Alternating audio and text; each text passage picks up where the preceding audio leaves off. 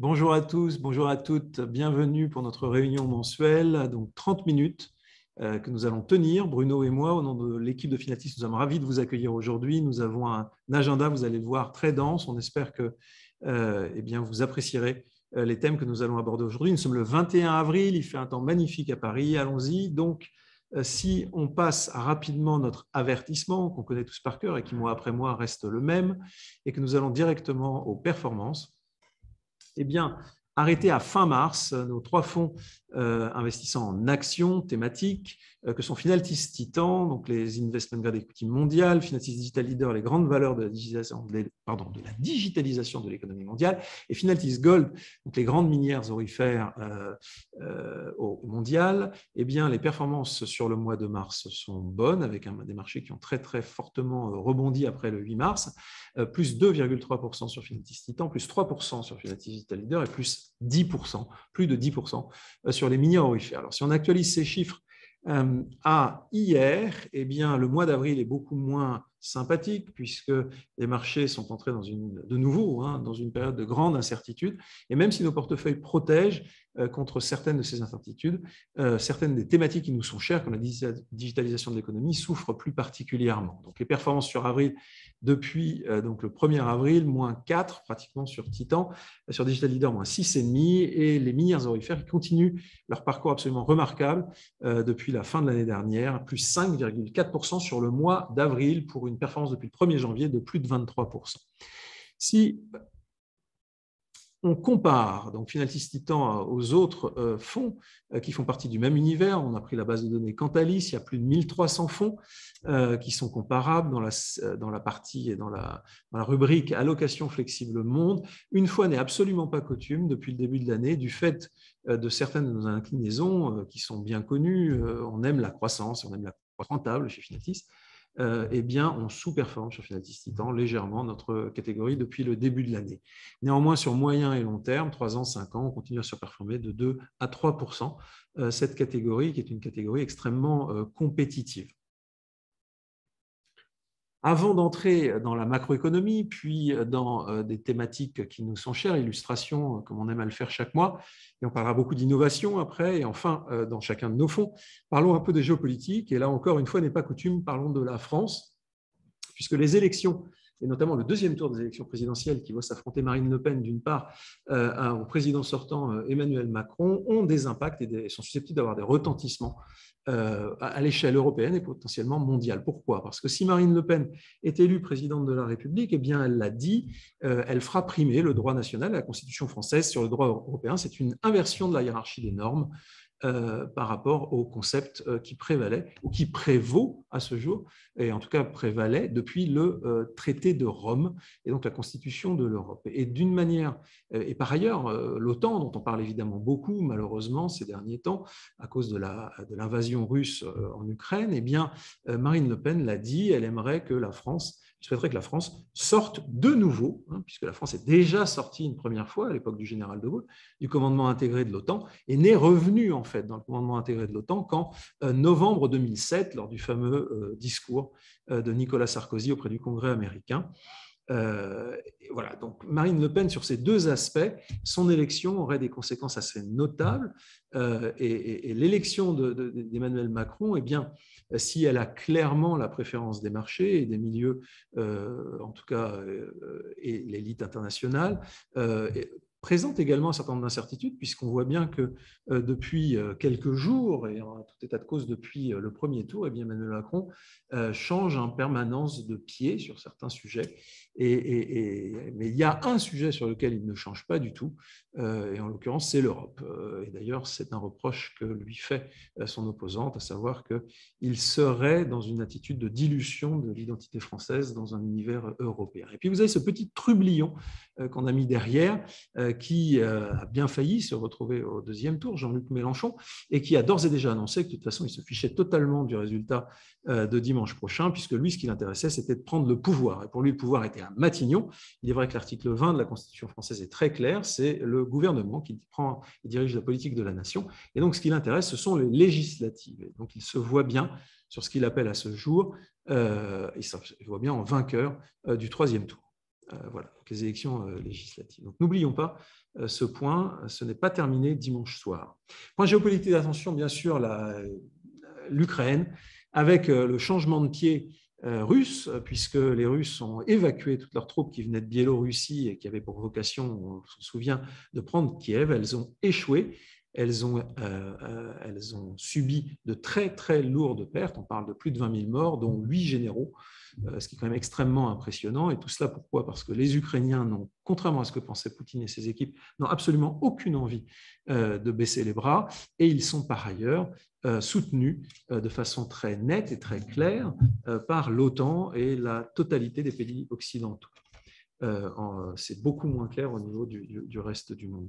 Et donc, ils l'ont annoncé, les Russes, eh bien, depuis maintenant quelques semaines, ils se préparent et depuis 3 jours, ils se sont clairement concentrés sur l'Est et le Sud de l'Ukraine avec un objectif extrêmement évident qui est de prendre l'intégralité, au moins l'intégralité du Donbass, l'Est de l'Ukraine, et si possible de faire la jonction avec la Crimée en prenant toutes les côtes de la mer d'Azov afin de territorialiser, de russifier cette immense lagune qui est constituée par la mer d'Azov. À ce jour, ce n'est pas un franc succès, et d'ailleurs, les dirigeants de cette opération militaire spéciale, comme les appellent les Russes, ont été remplacés par le monsieur que vous avez en bas à gauche, qui s'appelle Alexandre Dvornikov, qui est un général d'armée, donc un des plus hauts gradés de l'armée russe, qui a 61 ans et qui a été fait héros de la Fédération de Russie, héritier direct de l'héros de l'Union soviétique, par Vladimir Poutine il y a 5 ans, mais qui est beaucoup plus connu au niveau international par son surnom terrible, qui est celui du boucher d'Alep. Donc c'est lui qui a permis, grosso modo, à Bachar el-Assad de se maintenir au pouvoir, en faisant quoi? Eh bien, en rayant Alep de la carte, 400 000 habitants rayés de la carte par des bombardements intensifs, par de l'artillerie et des missiles.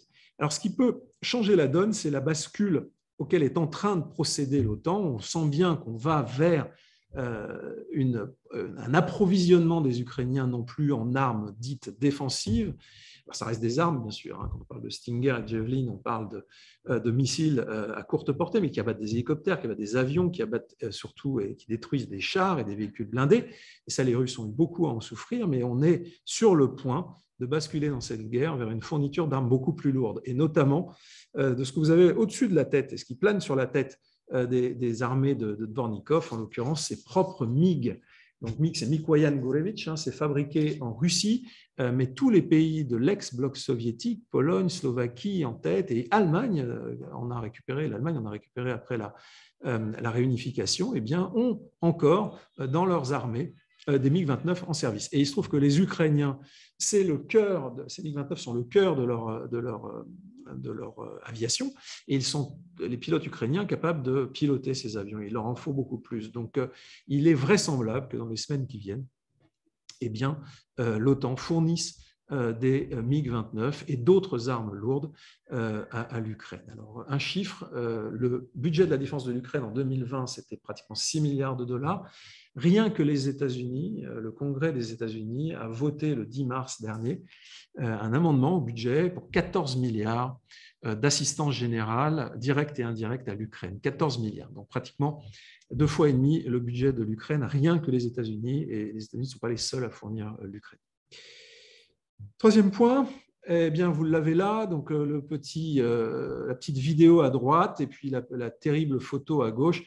Dans le cadre de ce qui est aujourd'hui, ce qu'il faut appeler une assignation à résidence du fait en Chine de 350 millions d'habitants, dans 44 villes, 350 millions d'habitants en Chine sont soumis aujourd'hui à diverses formes de confinement, et on parle bien sûr des 26 millions d'habitants en premier lieu, on pense à ceux de Shanghai qui sont confinés de façon extrêmement brutale. Les photos que vous avez là et le film, c'est Shanghai. On abat dans la rue les chiens puisqu'ils sont accusés de véhiculer le Covid, et on traite, j'oserais dire, les hommes qui sortent comme des chiens aussi, puisqu'on les maintient avec ces petits bâtons au loin et on les repousse avant de les enfermer. Voilà. Donc c'est ça la politique du zéro Covid maintenue par le sympathique oncle Xi. On en reparlera un petit peu plus tard, puisque Bruno nous expliquera ce que, à notre sens, M. Xi peut être en train de préparer. Alors tout ça, ça a des conséquences, même si les économistes, alors c'est du wishful thinking ou pas, on n'en sait rien, pense que la croissance, les objectifs de croissance de la Chine en 2022 seront maintenus. Il y a quand même des éléments qui sont très clairs. Quand vous avez 350 millions d'habitants qui ont plus de mal que d'habitude à aller travailler, eh bien, en volume, l'activité baisse. Et si on prend un seul chiffre, moins 40% d'activité par rapport à début avril sur les transits de marchandises dans le port j'allais dire Hong Kong, de Shanghai. En l'occurrence, c'est ce qu'observe la Chambre de commerce de l'Union européenne de Shanghai, justement. Alors, la macroéconomie à présent, Bruno ? Merci Denis. Donc, loin de nous l'idée de vous faire un cours d'histoire monétaire. D'ailleurs, on en serait bien incapable, mais on voulait vous faire un focus sur ce qui nous paraît un point de bascule, à savoir la remise en cause du dollar comme monnaie de réserve. Alors, ce thème, on en parle depuis longtemps, mais on va essayer de vous expliquer pourquoi il est peut-être d'actualité, et sans partir dans des phrases trop grandiloquentes. On assiste peut-être devant nos yeux à la fin de Bretton Woods. Donc, vous connaissez un peu l'histoire de la monnaie, étalon or au début, puis étalon change or après les accords de Gênes, puis Bretton Woods qui construit un monde avec un pivot qui s'appelle le dollar, qui lui est convertible en or, et on aura la compagnie de Richard Nixon dans quelques secondes. En 71, en plein milieu de l'été, Nixon passe à la télé pour dire le dollar ne sera plus convertible en or. Ça s'explique.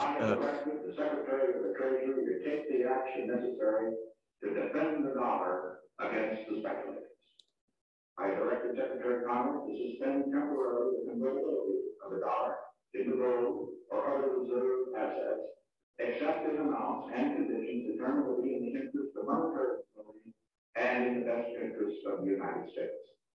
Voilà, merci Richard. Donc, voilà, c'est quand même une info énorme, hein, c'est-à-dire que du jour au lendemain, l'or devient une monnaie papier, hein, c'est plus la peine de se présenter avec la Fed. Le dollar devient une monnaie papier, c'est plus la peine de se présenter à la Fed avec un billet de $100. On n'aura pas d'or en face de ça. Donc, on peut avancer. Voilà, donc le dollar, en fait, depuis 50 ans, c'est une monnaie ultra puissante, c'est la monnaie de réserve de référence, et certains diront que cette monnaie était encore plus importante dans les réserves de change en 70-80, que la courbe n'est pas ascendante, mais à voir, alors qu'on a eu la création de l'euro, début 2000, qu'on a eu l'émergence d'une super puissance économique qui s'appelle la Chine, le dollar, vous le voyez, a maintenu sur les 50 dernières années sa part, sa part prépondérante bien sûr dans les échanges, et donc en flux, mais également en stock dans les réserves de change. Le fait que le monde tourne autour du dollar, ça permet quelque chose qui agace énormément de pays, tout type de pays, y compris la France. Ça s'appelle l'extraterritorialité du droit américain. Donc, je pense que beaucoup d'entre vous se rappellent de cette super amende qui avait été infligée à BNP Paribas, qui avait transacté, fait des échanges avec des pays qui étaient sous embargo américain, Soudan, Iran, Cuba, Libye, qui n'étaient pas sous embargo français, bien sûr, mais le droit américain s'est appliqué, et la BNP a versé dans les caisses du Trésor américain presque 9 milliards de dollars. On connaît moins forcément Standard Chartered, on connaît moins ce qui s'est passé sur la première et plus vieille banque des Émirats arabes unis, Mashrek, mais voilà, le dollar, c'est aussi le droit américain qui s'applique partout dans le monde. Vous imaginez que ça agace un certain nombre de pays, et le plus grand d'entre eux, la Chine, qui depuis des années, bien sûr, réfléchit à comment se sortir de l'emprise juridique d'Oncle Sam, d'imposer le yuan comme une monnaie plus importante dans les échanges internationaux.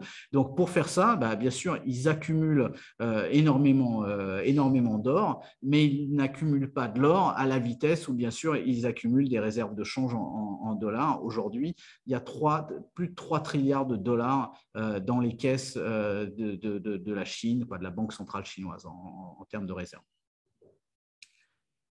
Et là, sur ces entrefaits, arrive le sujet de l'Ukraine. Donc, vous pouvez voir sur vous pourrez voir sur le site web sur le LinkedIn de Finaltis ce qu'on a dit sur l'Ukraine. On a tenu absolument à sortir de l'ambiguïté et dire bien clairement qui était l'agresseur, qui était l'agressé. On a bien sûr les États occidentaux ont décidé d'aller prendre l'argent du peuple russe, puisque c'est de ça dont il s'agit, dans les caisses de la Banque centrale russe, c'est-à-dire que Poutine ne pouvait plus accéder non seulement à ses réserves en dollars, et vous voyez les sommes qui s'affichent, c'est considérable, et non plus ses réserves en euros. Et donc, sur la slide suivante, en fait, on ne peut pas s'empêcher de réfléchir à comment Xi a vu ces événements, a vu qu'on pouvait d'un trait de plume, finalement, lui piquer à lui aussi ces 3 trilliards de dollars. Et pourquoi le drapeau de Taïwan? C'est que, bien sûr, le message qui est passé à Oncle Xi par l'intermédiaire de la Russie, c'est si l'armée chinoise bouge un orteil à Taïwan, il va vous arriver la même chose. Donc, on pourrait, si on savait faire des deepfakes, bientôt, il y aura, je pense, des petits logiciels qui nous permettront de s'amuser à ça. On pourrait vous mettre un oncle Xi qui, à l'image de Richard Nixon, passe à la télé pour dire « Aujourd'hui, j'ai décidé de contre-garantir la valeur du renminbi en or. » Et ce jour-là, vous imaginez le cataclysme d'un point de vue monétaire si une monnaie fiat devient une monnaie convertible en or. Bien, alors ce transparent, vous le connaissez puisque nous l'utilisons mois après mois. Voici les 6 plateformes technologiques qui, de notre point de vue, révolutionnent le monde. Donc là, le point de focus qu'on aime faire chaque mois, ce mois-ci, on vous propose de parler d'innovation de façon transversale et d'illustrer en fait pourquoi ces 6 plateformes sont en train de révolutionner le monde à travers l'angle de l'innovation et des brevets déposés. Donc si on regarde ce qu'on fait chez Finaltis, à la fin de la journée, on achète essentiellement de la croissance rentable, résiliente ou de la surcroissance. Et donc, on achète quoi? On achète de l'innovation, en fait. Parce que l'innovation, ça vous permet de croître et ça vous permet d'éviter d'être disrupté, mot à la mode, dans le marché sur le marché sur lequel vous êtes déjà présent. Donc, vous allez investir pour innover et vous aurez le choix de le faire via votre recherche, vous aurez le choix de le faire en allant acquérir de nouvelles entités, ou alors, eh bien, si vous n'avez pas d'opportunité qui vous paraît suffisante, vous allez distribuer aux actionnaires que nous sommes les ressources que votre activité vous permet de générer. Et donc, si on se focus plus particulièrement sur l'innovation, quels sont les secteurs les plus innovants? Ce n'est pas totalement un hasard si nos portefeuilles, bien que très diversifiés sectoriellement, ont quand même des biais. Eh bien, on est investi avec des biais sur les secteurs qui ont non seulement le plus de brevets année après année, mais ont une croissance des brevets déposés. Les chiffres que vous avez ici, 15 400 brevets déposés sur la communication digitale, sur la technologie médicale, 15 400 brevets à peu près, technologie informatique, 15 700 brevets, 14 700 brevets, etc., etc.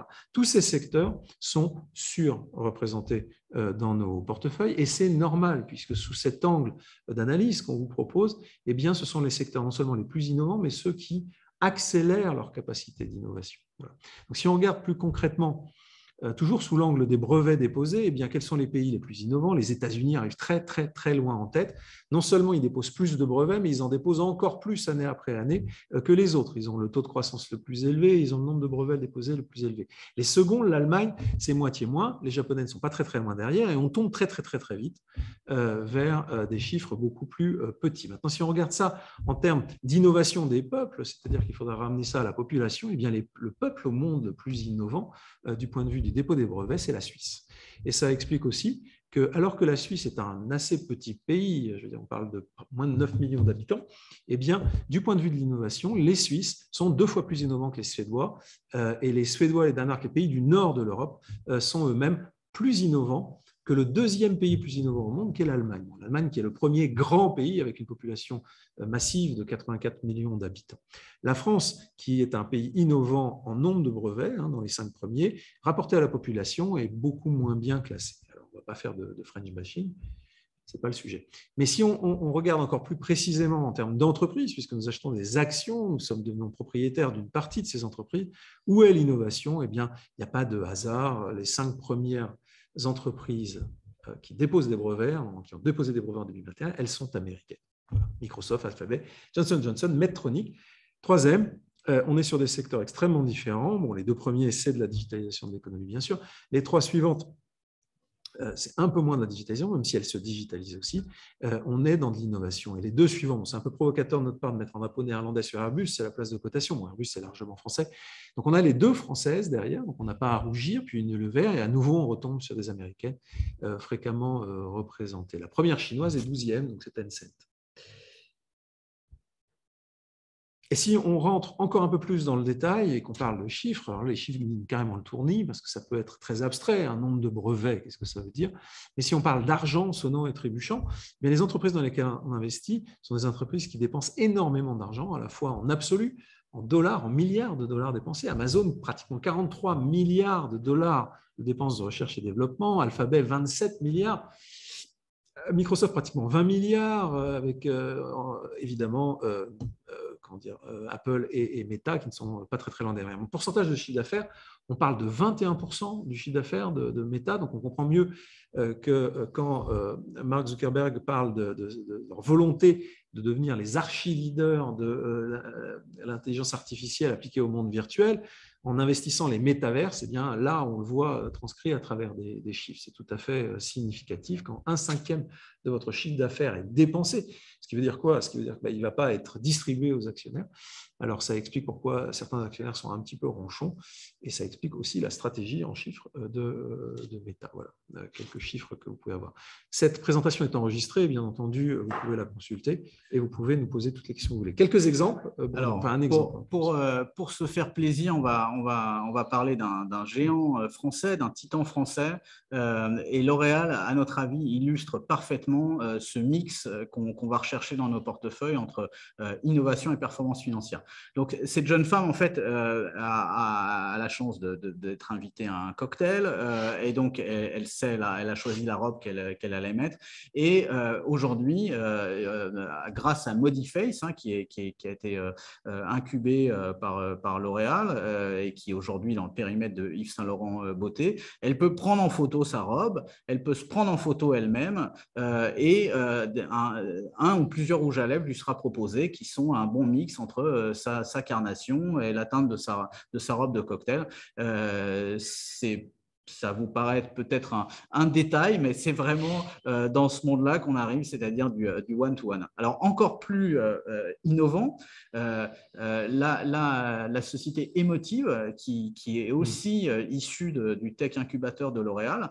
Alors là, ça va beaucoup plus loin. C'est un dispositif d'électroencéphalogramme qui va permettre, en fait, grâce à des algorithmes, de voir comment le cerveau réagit à différentes senteurs et ça va aider le consommateur à comprendre les senteurs qui lui suscitent le plus d'émotions. Les parfums sur mesure existent déjà. Le problème, c'est que le consommateur ou la consommatrice est mis devant des fioles et on lui dit « Est-ce que pour vous, ça sent bon, mieux que ça ?» Et c'est très, très compliqué face aux milliers de senteurs possibles, bien sûr, de choisir la bonne. Donc, cette expérience, en fait, c'est un petit pas pour L'Oréal, mais un pas de géant dans le monde des parfums, parce que une fois que vous savez quels sont les parfums qui vous procurent de la joie, de l'énergie ou toute autre humeur positive, vous pouvez vraiment créer une fragrance qui vous fait du bien quand vous la sentez. Voilà, donc ça vous paraît complètement, je dirais, un futur très, très lointain. En fait, cette expérience sera disponible dans le monde entier, dans tous les flagships Yves Saint Laurent, d'ici la fin de l'année et ça va continuer en 2023. Et si c'est un grand succès, ça va réellement passer en production. Et face à ces innovations, où L'Oréal met énormément d'argent, vous le voyez, 3,5 du chiffre d'affaires, c'est de la R&D chez L'Oréal, c'est 2 fois plus que des sociétés comparables. Donc, quand vous avez un chiffre d'affaires de 32 milliards en 2021, presque 36 attendus en 2022, ça veut dire que vous consacrez 1 milliard à de la pure R&D. Et vous voyez que ce compte de résultats, moi, quand je vois ça, je suis ému, tellement c'est beau. C'est beau comme du Mozart, diraient certains. C'est beau en haut à la top top line, donc au niveau du chiffre d'affaires. C'est beau en bas du compte de résultat, c'est des très belles croissances, c'est résilient. Et en plus, en ce moment, L'Oréal a perdu quasiment 20 points de multiple, donc c'est moins cher et vous verrez qu'elle a une bonne position dans nos portefeuilles, en particulier en Titan. Alors, passons maintenant rapidement à nos 3 fonds de gestion discrétionnaire investissant sur les actions. Donc, en commençant par Finaltis Titan, donc, qui investit de façon très flexible dans le monde entier. Alors, on a certains de nos investisseurs, et on a repris cette expression, utilisent le mot investment grade equity, et c'est tout à fait ça. En fait, les titans, quand ils émettent du papier, certains sont tellement riches qu'ils ne le mettent pas, eh bien, qui n'en ont pas besoin, sont effectivement investment grade. Et on nous fait toujours la remarque, mais vous avez du triple B. Il faut juste se souvenir qu'on en a entre guillemets que 22% et que dans l'univers de l'investment grade, le triple B, c'est la moitié en fait de l'univers. Donc, on est très sous-pondéré sur la partie basse de l'investment grade. Alors, on a été très actif sur Titan. Bruno, qu'avons-nous fait en mars et avril? Alors, on est resté assez stable en termes d'exposition. En revanche, on va tout de suite passer à la slide suivante, on a fait beaucoup de mouvements. Donc, bien sûr, appelez-nous si vous voulez avoir plus de détails sur pourquoi, qu'est-ce qui nous a motivé à acheter ces titres ou à vendre ces autres titres sur la droite. On va juste aujourd'hui relever quelques mouvements. Donc, Sodexo, c'est une boîte qu'on aime beaucoup, qu'on admire beaucoup. C'est le premier employeur français dans le monde, presque 600 000 salariés devant Carrefour. Et pourtant, Sodexo, on l'a vendu et de manière assez fondamentale, pas pour y revenir tout de suite parce que vous le voyez tous, on le voit tous dans notre vie, la manière dont on travaille a changé. Le télétravail change énormément et Sodexo a un métier, ou il faudrait dire 80 métiers, mais qui sont plutôt tournés autour de la vie du salarié en entreprise et du maintien, de la sécurité, des fluides, de la cantine, bien sûr, du salarié au travail. À partir du moment où vous ouvrez votre frigo, vous faites un œuf avec une carotte, forcément, le métier de Sodexo, mais aussi celui de Compass, celui d'ISS est affecté. Et donc, on se pose des questions quand même à long terme sur ce métier. On a pris notre argent aussi sur Pfizer, qui nous a beaucoup aidé. On pense qu'on passe dans une phase beaucoup plus délicate pour la société, qui sera tout simplement la phase des procès, puisqu'il y a des choses, il y a un des héritiers de la famille Kennedy qui s'est mis en tête de traîner, d'organiser de multiples class actions sur les effets secondaires du vaccin. Et donc, nous, on n'a pas trop envie de participer à cette phase qui sera plus juridique et plus compliqué à analyser pour les gérants que nous sommes. De l'autre côté, et une fois n'est pas coutume, on s'est renforcé sur les valeurs financières. On est ultra strict sur le financier, en particulier le financier européen. Le financier américain offre beaucoup plus de visibilité. Donc, en Europe, il y a 4 sociétés qu'on regarde uniquement, BNP, ING, Allianz et AXA. Et aujourd'hui, il y en a 2 dans le portefeuille, BNP et ING. On a énormément augmenté notre taille en BNP. Donc, sur un fonds typé croissance, on veut aussi revendiquer notre côté blend, c'est-à-dire on ne vous transfère pas le risque de rotation sectorielle, c'est à nous de nous arranger avec les sociétés dans lesquelles on a le droit d'investir pour absorber les rotations sectorielles. Les taux ont beaucoup monté, vous l'avez tous vu, à partir du moment où les taux passent de négatif à positif ou très positif en France, je parle du 10 ans, sur les taux courts, il y a encore le mouvement n'est pas encore fait. Bien sûr, ça rajoute une belle ligne au compte de résultat de BNP qui peut faire de la transfo, qui peut profiter de la pente. Et ça se paye 0,5 fois la boucle, BNP. Une banque américaine, ça se paye 1,5 fois la boucle. Donc, il y a sans doute sur une banque systémique, je veux dire, première banque de la zone euro, si ça fait faillite, c'est la zone euro qui fait faillite. Donc, on n'y croit pas trop. Il y a sans doute des opportunités. Voilà, on s'est renforcé aussi sur Unilever pour des motivations de valorisation et sur Nvidia parce que le secteur des semis, ça continue à être un énorme driver sur tous les secteurs. Donc, portrait robot du fonds, c'est très réducteur. On met le top 10. Surtout que nous, dans notre top 10, ce n'est pas des lignes à 8 ou 9%. On a un portefeuille très équilibré, très diversifié. Donc, les premières lignes, Newmont, elle est autour de 3%, en dessous de 3%. On l'écrète régulièrement. C'est une valeur qui avait été une mine d'or, donc première mine d'or du monde qui avait été rentrée dans le top 10. Et elle s'est mise toute seule en tête. Et parfois, elle a même envie d'aller peser 3,5, 4, mais ça, on ne l'autorise pas. Donc, on l'écrète gentiment mais elle reste là. Voilà. elle vit sa vie en tête du portefeuille et on pense que, mais on vous parlera de notre fonds or. Il y a un très très beau momentum et de belles choses à attendre sur l'or. Voilà, vous voyez que vous avez un mix. Donc L'Oréal dont on a parlé, qui est très bien placé dans le portefeuille aussi. Et si vous voulez la composition globale du portefeuille, on n'a rien à cacher. Donc on vous l'enverra avec plaisir si vous formulez une demande à Finaltis. Voilà. Et les contributeurs sur le mois, vous voyez les titres qui nous ont coûté de l'argent, ceux qui nous ont rapporté. Tesla nous a rapporté de l'argent et Tesla va nous en rapporter aujourd'hui, puisqu'à l'ouverture du Nasdaq, elle est annoncée déjà sur le marché gris à plus 7%. Les résultats étaient très bons hier soir. Donc, on aimerait faire des présentations sans vous parler ni de Tesla ni d'Elon Musk, mais aujourd'hui, ce n'est pas possible. Il est partout. Alors, il est particulièrement évidemment présent, on va le voir, dans la digitalisation de l'économie mondiale à divers titres. Finaltis Digital Leader, donc 100% investi, sera SFDR 8 dès que la CSSF nous l'aura confirmé, ce qui doit intervenir assez rapidement maintenant, plus 3% en mars. Des performances de moyen et long terme à 2 chiffres significatives, même si depuis le début de l'année, comme tout ce qui est lié à la croissance, à notre avis, dans certains cas à tort, eh bien, ça souffre. Alors, qu'avons-nous fait dans le fond depuis Alors, beaucoup moins de mouvements, on est moins orienté trading que sur Titan. Voilà, Elon Musk encore, désolé, Twitter. Donc, on avait acheté du Twitter au moment du départ de Jack Dorsey, qui est un CEO qu'on sentait concerné par beaucoup d'autres choses que la création de valeur actionnariale chez Twitter. Donc, c'était un très beau catalyseur, en fait, qui s'en aille. C'était aussi la possibilité, pourquoi pas pour Trump, de revenir tweeter. Et en fait, on n'avait aucune idée de ce qu'allait faire Elon Musk. On se disait juste que ce média très puissant, 10 000 tweets par seconde, était là pour durer. Le compte de résultat est moins beau que celui de L'Oréal, mais quand même, c'est une boîte qui gagne de l'argent et qui est en train de monétariser. Elon Musk arrive avec il a 82 millions d'abonnés. On s'est dit que c'est pour une boîte qui faisait aucun marketing, le canal Twitter était sans doute stratégique. Ça aussi, ça nous a incité à en acheter. Et il se trouve que c'est Elon Musk qui a pris 10% du capital. Donc, c'était une position qu'on avait rentrée à autour de 2%, donc 28% le jour de l'entrée d'Elon Musk. C'était assez sympathique. On l'a gardé. Et aujourd'hui, en fait, on l'a vendu. Pourquoi? Parce que le board de Twitter et Elon Musk sont à couteau tiré. Il les a clairement dit qu'ils étaient incompétents, dit qu'ils n'étaient pas vraiment skin in the game en bon français, c'est-à-dire très peu actionnaires de la société.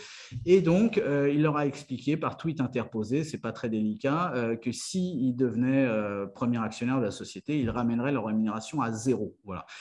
Donc, vous pouvez imaginer que les relations sont pas très bonnes. Nous, à partir du moment où on passe dans une phase comme ça, juridique, ça devient de l'event et l'upside aujourd'hui, en bon français encore, et pas énorme puisqu'on a le prix d'offre très, très clair de Elon Musk.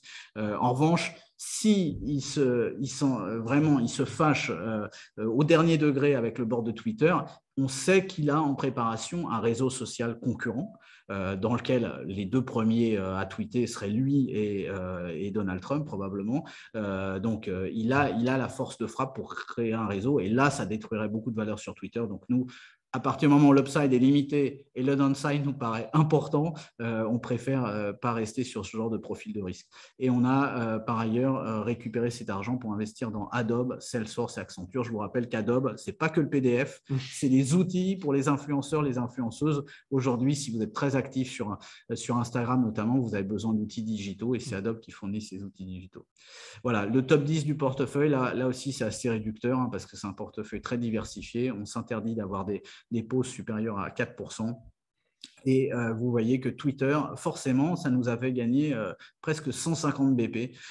Donc, merci Elon. Voilà, on est désolé d'être un peu ingrat et de prendre notre argent et de vendre Twitter. Donc, ça, ce n'est pas exactement la photo, bien sûr, c'est la photo à avant-hier du portefeuille. Et depuis, Twitter a été vendu, donc elle ne figure plus dans le top 5.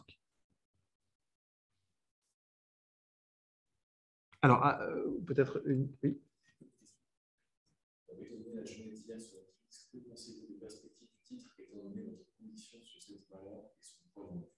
Netflix. Voilà. avant de parler d'or. Netflix, c'est difficile de ne pas en parler, effectivement. Donc, c'est une société qui est présente, vous voyez, pas dans le top 10, hein, mais qui est présente dans notre univers digital. Donc, il faut… le marché a toujours raison. Hein. Donc, nous, on est très humble. Le marché a décidé de faire moins 30, même moins 35 sur Netflix hier. Il a sans doute raison. Ce qu'on constate néanmoins, c'est que les résultats étaient bons. Alors, vous allez me dire… quelle aurait été la performance du titre si le chiffre d'affaires n'était pas en ligne et si au niveau du bénéfice par action, ça n'avait pas nettement battu le consensus. Mais en fait, aujourd'hui, on va dire que sur 3 titres sur lesquels on va être très prudent. Ça ne veut pas dire qu'on les aura plus, hein. Ça veut dire qu'on va être très prudent, surtout sur les annonces des résultats. Ces 3 titres, c'est Netflix, c'est Meta et c'est PayPal. Sur ces 3 titres, en fait, le compte de résultats intéresse plus grand monde. En fait, ce qui compte, c'est le nombre d'utilisateurs, le nombre d'utilisateurs d'Instagram. Est-ce que la masse d'utilisateurs de PayPal, qui est autour de 400 millions, va augmenter ou baisser sur le quarter suivant? Même chose sur Netflix. Ça, je vous le dis en toute transparence, c'est impossible à prévoir. C'est très, très compliqué. Les analystes n'y arrivent pas, les gérants encore moins, c'est très compliqué. En revanche, prévoir le compte de résultats, c'est pas facile, mais on peut y arriver. Et d'ailleurs, les derniers résultats de Netflix montrent que les estimations étaient bien meilleures que le sondage moyen sur les présidentielles en France. Donc là c'est assez précis.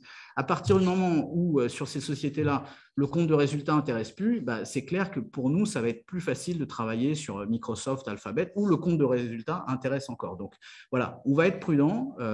Aujourd'hui, Nestlé, ça se paye 3,5 fois la croissance. Tesla, après la séance d'hier, ça se paye 0,8 fois la croissance. Hein, donc, c'est du digital value. On a déjà, les gens qui ont un peu de bouteille sur les marchés ont déjà géré des profils d'hypercroissance qui passaient en croissance plus faible, en croissance moyenne. L'exemple qui me vient à l'esprit, c'est bien sûr Inditex, la maison mère de Zara, qui a été jusqu'à ouvrir 3 magasins par jour. Tout ça, c'est derrière. Maintenant, Inditex, c'est une ferme qui produit des bons œufs, du bon lait, c'est régulier, c'est plutôt une valeur patrimoniale. Voilà, donc ce n'est pas la fin du monde. Je dirais qu'en votre croissance s'aplatit, il y a plein d'idées sur Netflix pour accélérer la croissance. La première, c'est profiter de vos codes que vous donnez à votre famille, à vos neveux, à vos amis, etc. Ça n'aura qu'un temps. Il y a 100 millions d'utilisateurs aujourd'hui sur Netflix qui ne payent pas le service. Je ne parle pas du foyer qui paye pour ses enfants, etc. Là, je les compte en payant. Vraiment des gens qui récupèrent des codes comme ça sur WhatsApp. Et ça, bien sûr, ça n'aura qu'un temps. Rien que là-dessus, ce n'est pas très positif, mais je préfère parler de la production, de la force de frappe de Netflix qui est capable de produire pour 18 milliards de dollars de programmes par an. Mais il y a plein de sources, je dirais, d'accélération de la top line sur Netflix. Donc voilà, ce n'est pas la fin du monde. Maintenant, on est sur des marchés virils. Il faut être solide, il faut bien dimensionner ses positions. Et c'est pour ça que chez Finaltis, et c'est la preuve de notre, je dirais, de notre modestie face à Mister Market, on n'aime pas les pauses à 6, 7, 8, parce que si vous avez 8% sur Netflix, ce qui n'est pas une pause débile, hein, avant-hier, on va dire, vous ne mettez pas une semaine, 2 semaines à vous en remettre, vous mettez 6 mois ou 1 an. Et ça, on n'en veut pas. Merci Bruno. Donc, si vous avez d'autres questions relatives à Netflix ou à quelques titres que ce soit, n'hésitez pas à nous les adresser, on y répondra avec grand plaisir. Le dernier fonds, très très rapidement, donc Finaltis Gold, un fonds très original que l'on gère depuis le 8 novembre 2021 sur un processus d'investissement unique à notre connaissance, un processus d'investissement quantamental, donc mot valise, qui signifie qu'en fait on filtre d'un point de vue quantitatif de manière à éliminer les valeurs les plus accidentogènes au sens ESG notamment et au sens financier du monde des milieux aurifères, et certaines sont particulièrement accidentogènes. On les filtre, ces valeurs, et ensuite, d'un point de vue fondamental, on construit un portefeuille. Alors, les performances sont excellentes puisque depuis le début de l'année, on est sur des performances qui dépassent largement les 20%. Donc, les contributions, à la limite, entre guillemets, peu importe. Je voudrais donner un petit coup de focus sur 2 choses. D'abord, le fait que, alors que beaucoup de nos confrères investisseurs dans les minières aurifères ont soit une sainte horreur, soit une forme de dénigrement des valeurs un peu trop grosses, comme Newmont, qui est la 2e plus grosse minière aurifère au monde. La plus grosse, on ne peut pas l'avoir dans le portefeuille parce qu'elle est éliminée sur des critères ESG, c'est Barrick Gold. On ne l'a pas et on ne l'aura pas puisqu'elle est exclue de notre univers sur des critères extra-financiers. Je le répète. Donc, et Rio Tinto, qui est une minière généraliste extrêmement active sur l'or, donc sur le marché de l'or, c'est un acteur important. Donc, on a dans ce portefeuille cette minière généraliste parce qu'elle est très active sur l'or. Donc, on ne rechigne pas à avoir ces grandes valeurs et en termes de contribution sur mars et avril, c'est absolument majeur puisque c'est les deux premières. Et puis, je voudrais un petit coup de projecteur sur une Australienne, une sympathique Australienne qui s'appelle Newcrest, qui illustre bien ce qu'on peut faire dans l'or. L'or, c'est vous gérez des portefeuilles de mines, et donc vous avez des filons, et certains sont dans des cycles de vie différents, certains présentent des risques différents, des risques environnementaux, des risques sociétaux, des risques de gouvernance, des risques tout simplement de cycle de vie liés à ces mines. Et vous gérez ce portefeuille, et ce portefeuille, plus vous le gérez activement, en conscience, mieux c'est susceptible d'être pour les actionnaires que nous sommes. Et Newcrest fait exactement ça.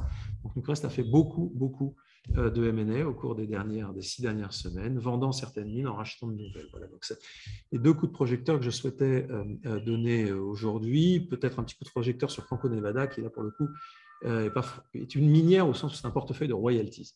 Géographiquement, ça ne vous étonnera pas qu'on soit très marqué par l'Amérique du Nord donc en premier lieu le Canada et les États-Unis, et juste derrière, à parité avec les États-Unis, l'Australie. Donc des pays développés avec des gouvernances très élevées et des directions qui sont sous le coup de ces gouvernances. Bien entendu, on a évité dès l'origine toutes les gouvernances de type kazakh, russe, etc. Suivez mon regard. Voilà. Donc, si on regarde ce qui s'est passé sur l'or, eh bien, l'once d'or par rapport aux événements géopolitiques et à l'incertitude qu'on connaît n'a pas fortement augmenté. Elle a monté d'à peu près 7% depuis le début de l'année. On est à 1950 $ l'once. C'est une hausse, mais eu égard à la création monétaire dans laquelle on est, l'inflation majeure, les chiffres encore d'avant-hier sur les US étaient absolument majeurs, et puis l'incertitude géopolitique avec ce conflit en Ukraine qui cache une agressivité et une contestation majeure de l'ordre international de la part d'un certain nombre de pays, Russie et Chine en tête, eh bien, on n'est pas du tout sur des niveaux de valorisation de l'or tels qu'on peut l'attendre. Et bien, pour autant, en investissant dans les minières aurifères, en tout cas celles qui sont bien gérées, celles qui font bien attention à leur compte de résultats et qui sont capables d'avoir une exploitation qui gagne de l'argent sur des niveaux d'once d'or inférieurs, eh bien, on gagne beaucoup d'argent. Et évidemment, si l'or s'envole, tout ce qui dépasse, entre guillemets, c'est du profit. Voilà. Donc, on est à plus 17% depuis que nous avons repris la gestion de ce fonds en novembre, et à largement plus de 20% depuis le début de l'année. Comme dans chacun de nos fonds, nous aimons chaque mois mettre un coup de projecteur sur une information. Dans le fonds Digital Leader, on a, par un clin d'œil à Steve Jobs, on parle d'un One More Thing, donc quelque chose lié à la digitalisation de l'économie qui nous paraît frappant. Dans Titan, eh bien évidemment, chaque mois, c'est le Titan du mois, j'y reviendrai. Et dans dans Finaltis Gold, on n'a pas pu résister à appeler cette rubrique évidemment la pépite du mois. Et la pépite du mois en mars, c'était la répartition de la demande d'or par secteur. En 2021, la photographie est celle-ci, plus de 4000 tonnes d'or utilisées, donc pas forcément extraites, mais en tout cas utilisées. En joaillerie, plus de la moitié. En investissement, un quart. Les banques centrales pour leurs réserves, 400 tonnes d'or, un peu plus de 450 tonnes d'or. Et puis l'industrie technologie, puisque c'est un très bon conducteur, l'or, et il a de nombreuses qualités physiques, eh bien 330 tonnes. C'est ce qui nous permet de dire quand même qu'il y a une petite supériorité de l'or sur le Bitcoin. Vous pouvez offrir à votre amoureux ou à votre amoureuse, sans doute dans le métaverse, des bijoux en Bitcoin, mais dans le monde réel, et notamment en Inde, qui sont des très gros consommateurs de bijouterie, le conjoint, il préfère de l'or, voilà, de l'or physique. Voilà, donc effectivement, je reviens très rapidement. Chaque mois, dans le reporting du fonds Finaltis Titan, on met un coup de projecteur sur un titan. Et je suis heureux de vous faire part de l'édition de la 10e mouture de notre livre Histoire des Titans, que Bruno et moi avons coécrit, actualisé, renouvelé. Il y a 70 histoires de titans dans cette version. Nous sommes heureux de vous l'offrir si vous nous le demandez. Et on attire également votre attention sur le fait que cette édition est enrichie d'un double page qui est celle-ci, qui fait état de façon tout à fait synoptique, très, à notre avis, on l'espère en tout cas, infographiquement très clair, de ce que sont les rendements qu'ont réalisé ces 70 titans dont on raconte l'histoire au cours des 5 dernières années, des 10 dernières années, des 20 dernières années, et dans certains cas beaucoup plus longtemps, puisque Certaines d'entre elles sont identifiées comme des dividendes aristocrates, des aristocrates du dividende, donc 10 ou 25 ans, selon qu'on est en Europe ou aux États-Unis, de croissance continue des dividendes, et certains sont même des rois du dividende, dividend king, puisqu'elles ont plus de 50 ans de croissance du dividende, avec des valeurs comme Troisième qui ont 64 ans. Voilà, donc une façon de présenter les choses, une infographie qu'on espère claire et dont on espère qu'elle vous sera utile. Une page intéressante, mais sans doute moins intéressante que la dernière page du livre Histoire de Titan, qui s'appelle « Comment souscrire ». Voilà, bon, une petite note pour terminer, en espérant que notre réunion, que Bruno et moi avons eu un grand plaisir d'animer. On a un peu dépassé notre horaire, on en est coutumier, on vous prie de nous en excuser. On espère vraiment que ceci vous aura intéressé. N'hésitez pas à nous contacter et à nous poser toutes les questions que vous souhaitez. Et si vous voulez qu'on communique les portefeuilles, on le fait avec grand plaisir. Bonne journée et au mois prochain. Nous nous retrouvons le mois prochain. À bientôt. Merci. Merci, au revoir.